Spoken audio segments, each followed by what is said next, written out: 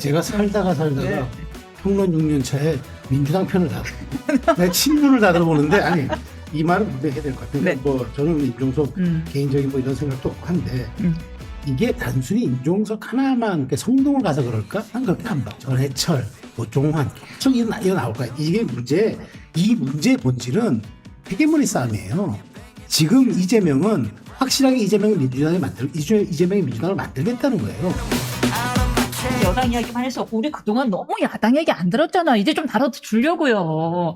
다뤄주려고 해요. 야당 얘기 하십시오. 네. 어떤 이야기를 할 거냐 하면은 계속 공천 작업이 되면서 이제 조금 이렇게 학자 출신이라 존재감을 드러내는 걸 부끄러워하던 이면백 공천관리위원장에 대해 이야기를 했습니다. 윤석열 정권 탄생 책임론을 두고서 이야기를 하고 있습니다. 이제 뭐 추미애 그 전직 장관들 얘기가 다 나오죠.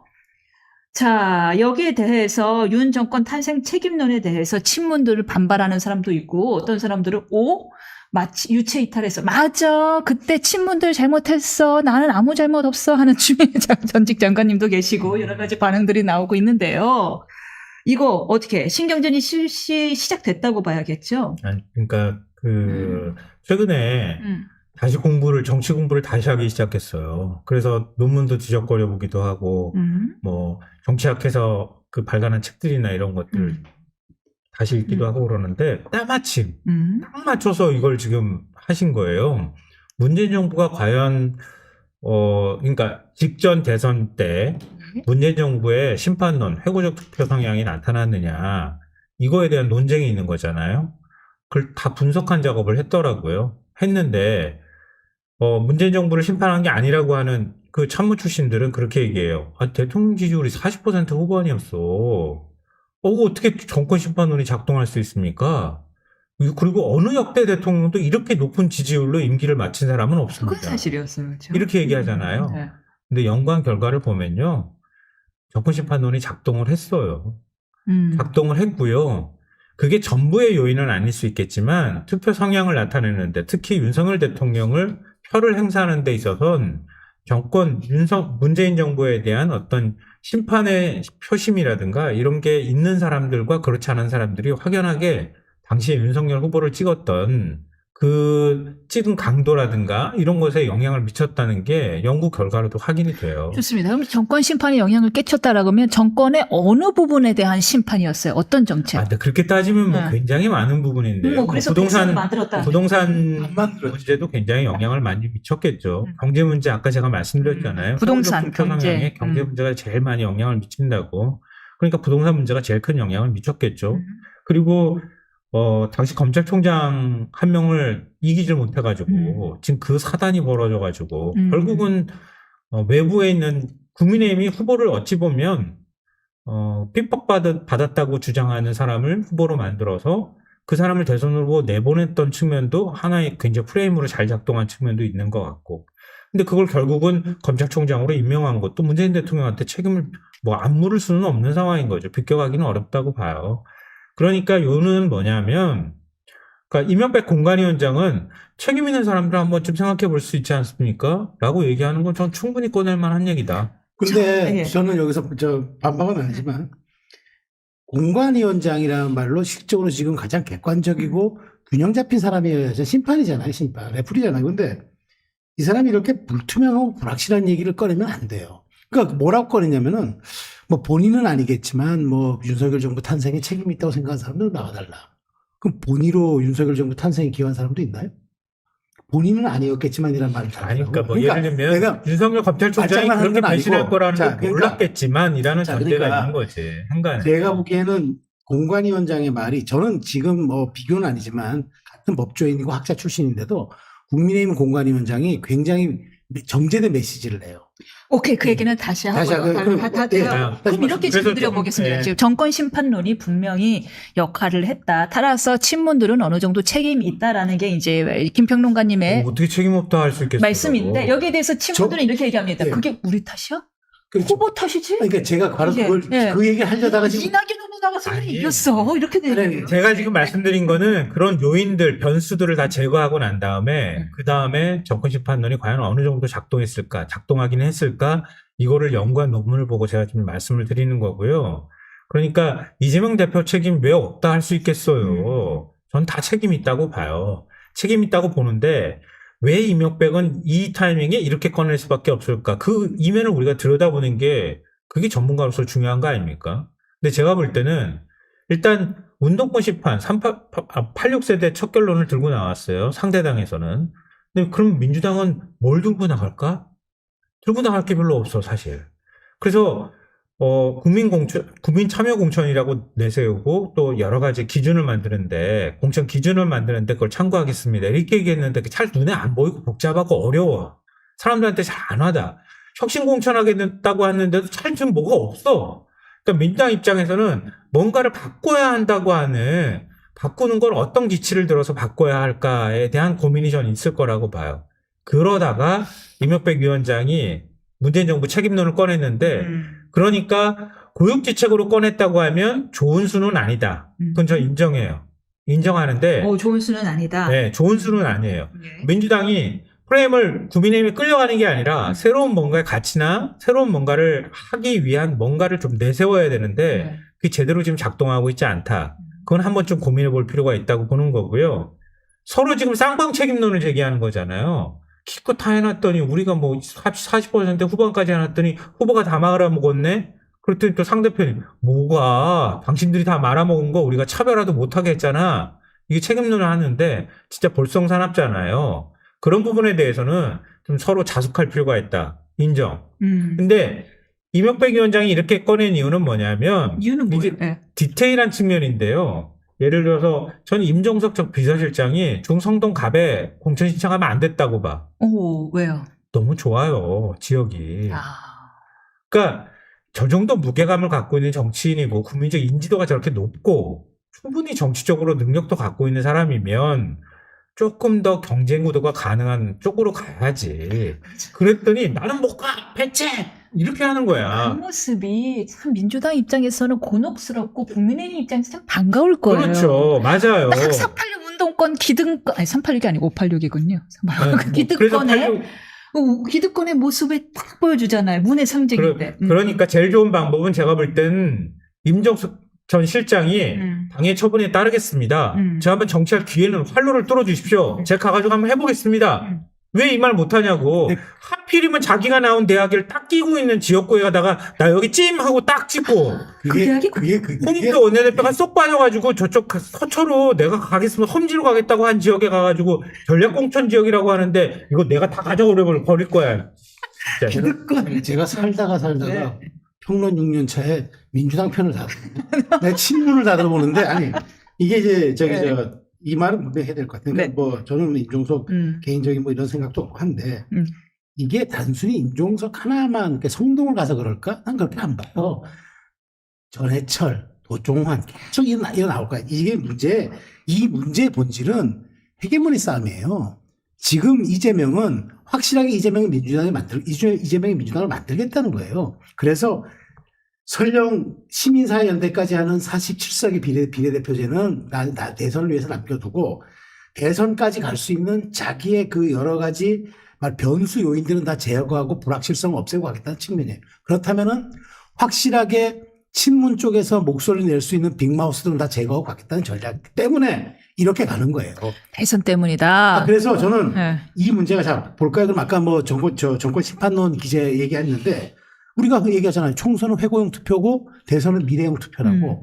그렇다면은 미래형 투표를 누구 보고 합니까? 후보 보고 합니다. 후보가 미래형 후보가 아니었다는 얘기예요. 그래서 임종석이 얘기하는 우리도 잘못이 있지만 너희도 잘못이 있다는 얘기가 그건 근거가 있는 얘기란 말이에요. 심지어 여기서 더 가면 용서 못 받을 거예요. 그렇죠. 아주 화났습니다. 이 얘기는 뭐냐? 임종석이가 단순히 너 용산 나가. 지역 공개 네가 여기 뭐 등기 쳤냐? 뭐 그쪽 표현대로면 너 뭐 등기 쳤어? 그러니까 너 가.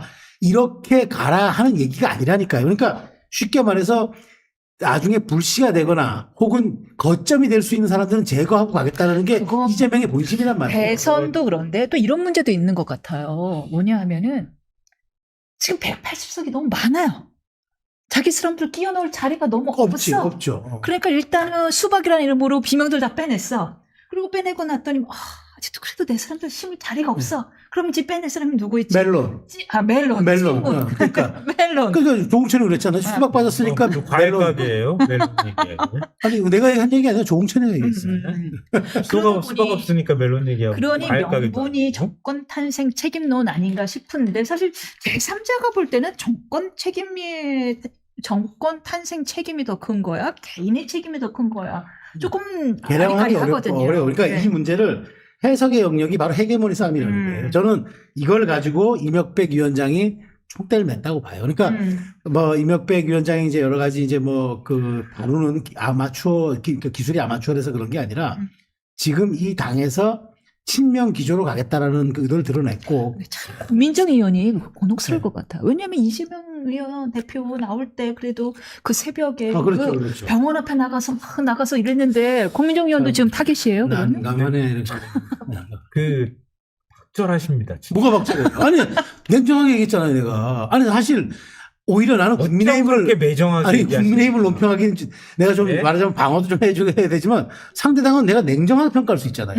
내 제3자의 관찰자 시점에서 본 제가 눈으로. 뒤에 얘기할 것 때문에 예. 이걸 빨리 국민의힘으로 넘어갔으면 좋겠는데 아니, 뒤에 얘기할 것 때문에 제가 지금 꾹꾹 눌러 참으면서 예, 지금 얘기하세요. 결제하고 있는 중인데요. 얘기하세요. 예, 사실은 정치라는 게 우리가 무슨 개 이렇게 얘기하잖아요. 근데 일종의 이제 권력을 잡았을 때 개라고 보통은 얘기해요. 근데 예를 들면 집권당일 때 특히 이제 무슨 개 이런 얘기들 많이 하는데요. 그러니까 권력이 있는 곳에 사람이 붙잖아요. 그러니까 그 뭐 하는데 야당 같은 경우에는 여당하고 좀 달라요. 그 어떤 그 권력의 뭐랄까 결이나 이런 것들이 좀 다르잖아요. 그렇죠. 예. 그러니까 국민의힘 쪽에서 움직이는 거나 뭐 이른바 윤심이나 윤핵관이나 이런 개념하고는 좀 다른데요. 근데 이게 끊임없이 순환하잖아요. 우리가 알고 있듯이 친이, 친박, 뭐 친문, 뭐 친명, 뭐 친낙계라고 그러죠. 뭐 이렇게 또 얘기하고 하는데 그게 끊임없이 반복되긴 해요. 우리가 그런 분류들을 많이 하기도 하고. 그런데 제일 중요한 건 뭐냐면 정권이 바뀌었어요. 집권을 했고요. 집권했을 때 뭐 호가호위까지는 아니더라도 많은 것들을 누렸던 사람들이에요. 근데 어찌됐든 정권을 다시 재창출하는 데 있어서는 실패한 거예요. 문재인 대통령은 그런 데 있어서 무심했다 그러면 책임져야 해요. 그렇지 않습니까? 그러면 그랬던 사람들한테 좀 박절하게 얘기하면 좀 맞아야지. 좀 멍이 들더라도 좀 맞는 모습을 보여줘야 되는 거 아닌가요? 저는 내가 뭘 잘못했어! 왜 날 때려! 이렇게 하는 거는 진짜 너무 뻔뻔해 보인다는 그렇다면 얘기를 들을 수 있어요. 추미애 장관은 어떻게 생각하세요? 추미애 전 장관은 정치 안 하셨습니까? 네. 5선까지 했잖아요. 그리고 사실 국민적 비호감이 너무 높아요. 그 얘기는 자기 시대가 있고 자기 소명이 있고. 맞아요. 민주당이 마무리할 별로 때 도움 안 돼요. 제가 볼 때는. 추미애 전 장관은 그냥 외곽에서 정치를 했던 나는 피해자야 하시던데. 중량감 있는 인물로 제가 노영민 실장한테도 물어보고요. 임종석 실장한테도 물어봤어요. 어머. 추미애 전 장관에 대해서 매우 섭섭해 하더만요. 자기가 해놓고 뭐 이런 얘기 하던데 근데 이런 거예요. 그러니까 자기들의 책임을 알 때, 아는 모습을 보일 때 되게 중요한 건데요. 이재명 대표는 사실 고개를 많이 숙이기도 했어요.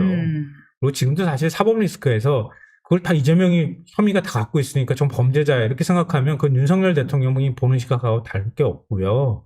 그것까지 얘기 들어가면 뭐 너 얘기가 너무 깊어지니까 어찌됐든 간에 이재명 대표가 보였던 그동안의 모습은 뭐 호불호를 떠나서 어찌됐든 간에 책임지겠다고 하는 모습들은 많이 보였단 말이에요. 근데 문재인 정부에 있었던 인사들은 우리가 뭘 잘못했냐고 고개 빳빳이 들어버리면 그러면 되게 좀 모양이 삐잖아요. 그래서 지금 오늘 속보가 떴습니다. 조국 전 장관 징역 2년 2심에서도 예. 나왔습니다. 다행히 법정 구속은 면했는데 조국 전 장관도 신당을 차리겠다라는 의사를 여러 번 밝혔죠. 그럼 조국 전 장관과 민주당, 지금 민주당이 여러 텐트와 함께 하겠다라는 이야기를 공공연히 밝히고 위성정당도 밝히고 있다라고 하는데 조국 전 장관의 신당과 함께 갈 수 있을까요? 전 간다고 봐요. 오. 송영기는 안 될 제가 거야. 아니. 얘기하려고 그러는데 아니. 내가 이거 먼저 해야 될 계속 것 끼어들어 주세요. 같아요. 먼저 해야 될 것 같아요. 네. 왜냐하면 송영길 신당은 안 받을 거예요. 지금 현재 재판도 받고 있고 여러 가지 지금 그 돈봉투연 사건들. 여기 2심 유죄예요. 2심 유죄. 아니, 거긴 아직 1심도 안 나왔어요. 아니, 제 얘기는 지금 대법원 판결 나오고 생각이 똑같잖아요. 어머, 아니죠. 원심 파기되는 경우도 많고, 파기 환송. 그러니까 이거는 2심 나와도 저는 네. 지난번 우리 누굽니까 그 최고위원 젊은 동대문에 있는 그 민주당 최고위원 조 씨가 아닌가? 장경태. 장경태 그렇잖아요. 우리가 송영길 신당과는 같이 못 가지만 조국 장관 신당을 리셋인가? 아니, 이재명 대표한테 지역구 준 사람은 송영길 대표인데 왜? 장경태 의원은 김경진 의원 신경 좀 많이 쓰라고. 그러니까 본인 얘기가 잘 몰라요. 그런 거. 저는 그래서 그러니까 왜냐면 여기는 바가 있고 팬덤이 있고 세력이 있잖아요. 안고 가죠. 왜냐하면 이재명 대선에 도움이 된다고 생각하니까. 숫자 게임이다. 저는 그렇게 보죠. 그래서 저는 장경태 최고가 그래서 이 말을 했다고 저는 봐요.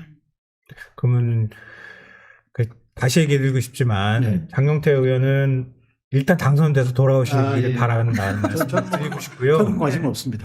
어떻게 보세요? 매정하게 들릴지도 모르겠고 돌 던지시는 분들도 많이 있을지 모르겠는데요. 전 조국 전 장관도 정치행위 민주당을 위해서라면 지금 뭐 앞으로도 계속 안 할 수는 없으니까요.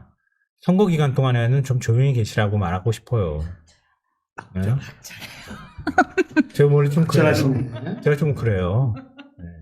네. 근데 조국 전 장관은 많은 사람들이 좋아하는 건 사실이고요. 네. 그리고 저도 늘 얘기하지만 검찰이 윤석열이라고 하는 검사, 한동훈이라고 하는 검사가 그런 방식으로 수사하는 거는 매우 부적절했다고 생각해요.